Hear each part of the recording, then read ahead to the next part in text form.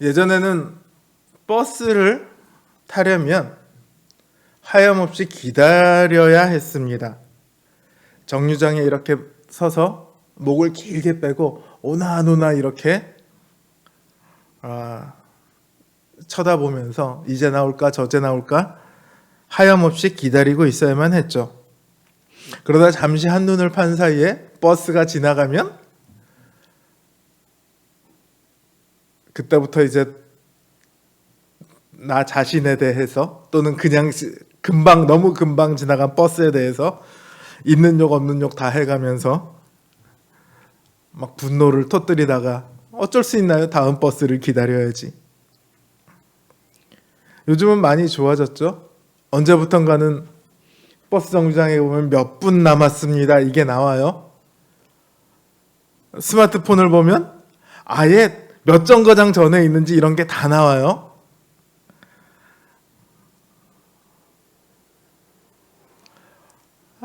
참 기다림이라는 것이 요즘은 많이 사라졌다 이런 생각이 들어요. 주님께서 오실 때를 우리는 명확히 알지 못합니다. 그저 막연히 기다리고 있죠.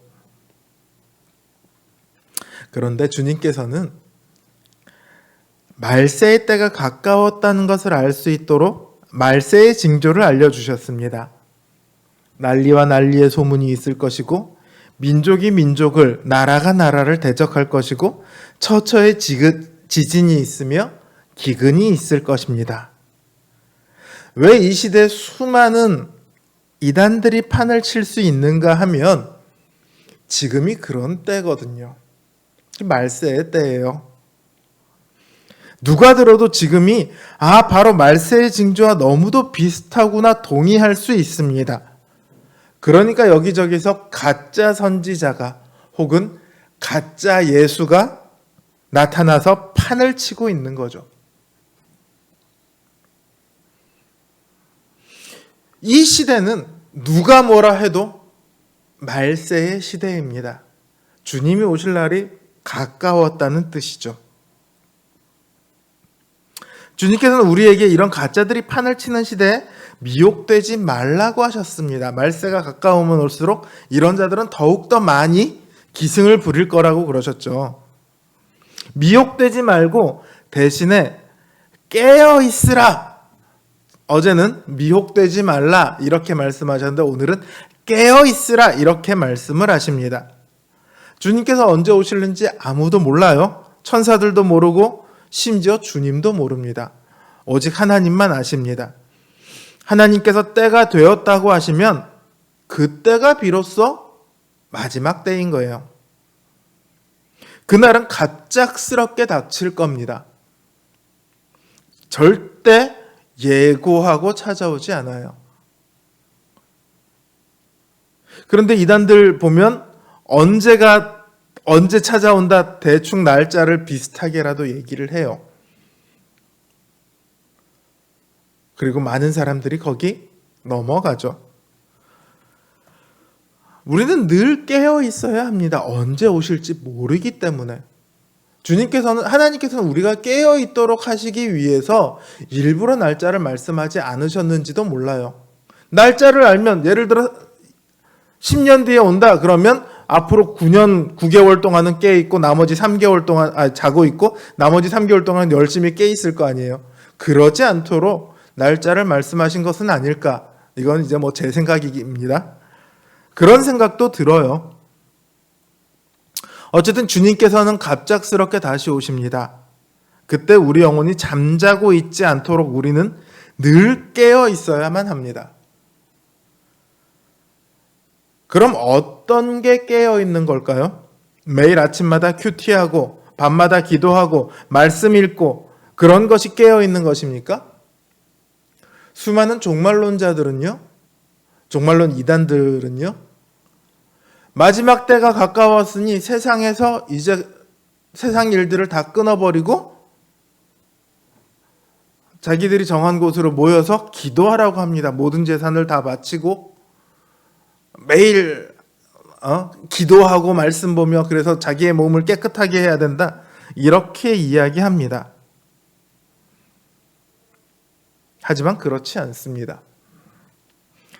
큐티하고 기도하고 말씀을 읽는 것은 매우 유익합니다. 그러나 그 자체가 깨어 있는 것은 아닙니다. 그런 것들은요, 우리가 깨어 있게 해주는 힘이 될 수는 있지만 그 자체가 깨어 있는 것은 아니에요. 그것만 해놓고 나는 깨어 있다 이렇게 말할 수 없습니다.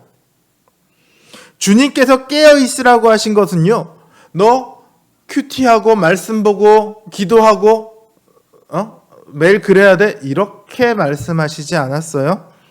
34절을 보십시오. 사람이 집을 떠나 타국으로 갈 때 그 종들에게 권한을 주어 각각 사물을 맡기며 문지기에게 깨어있으라 명함과 같으니 이렇게 말씀하고 계세요. 그러니까 깨어있는 것은 뭡니까? 맡긴 사물을 행하는 것과 같아요.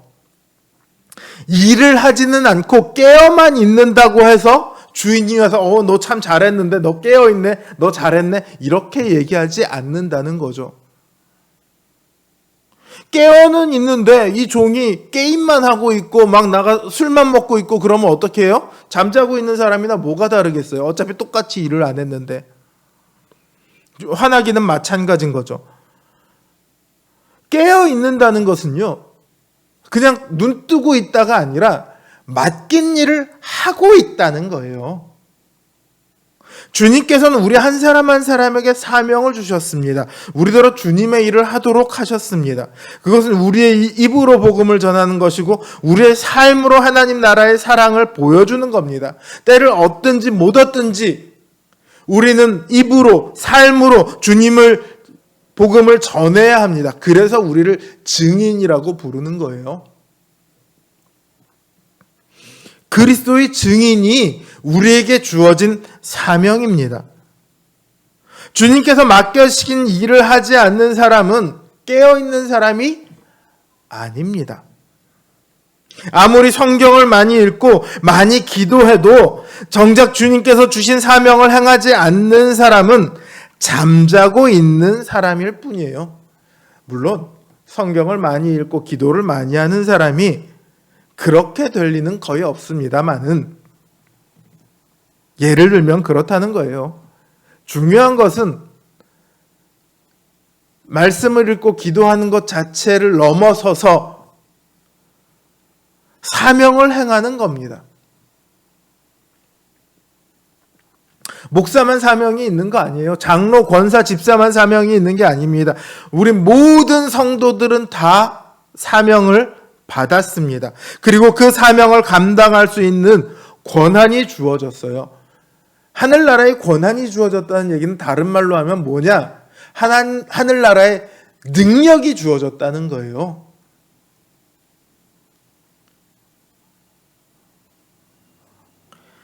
우리는 능력이 없어서 사명을 감당하지 못하는 게 아닙니다.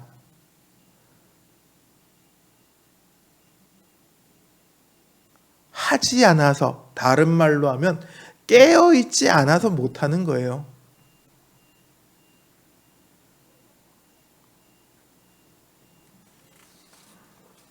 수많은 성도들이 있지만 그 중에 정말로 그 복음의 사명을 감당하고 있는 사람은 얼마나 될까요?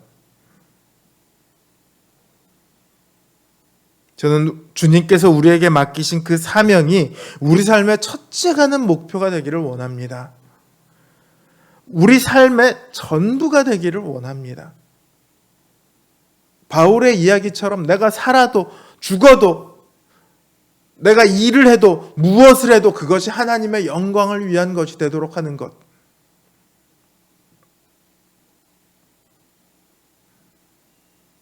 그게 신자의 삶의 방식이죠. 주님께서 언제 오셔서 보시더라도 빙긋이 웃으실 수 있도록 사명을 감당하는 깨어있는 사람이 되길 바랍니다. 그걸 위해서 우리에게 기도가 필요하고 말씀의 능력이 필요한 거예요. 어느 한쪽이 아니라 우리는 모두를 다 해야 합니다. 말씀과 성경을 읽는 것에서 끝이 나는 삶이 아니라, 혹은 그거는 없이 전도만 하는 삶이 아니라, 말씀을 읽고 기도함으로써 능력을 얻어서, 힘을 얻어서 그 힘을 가지고 하나님 나라의 복음을 전하고 복음대로 살아갈 수 있는 그런 삶, 그게 우리에게 맡겨진 사명입니다. 우리에게 주신 모든 권한과 능력으로 매일매일 모든 순간마다 주님을 증거하며 살아가는 저와 여러분 되시길 주님의 이름으로 기원합니다.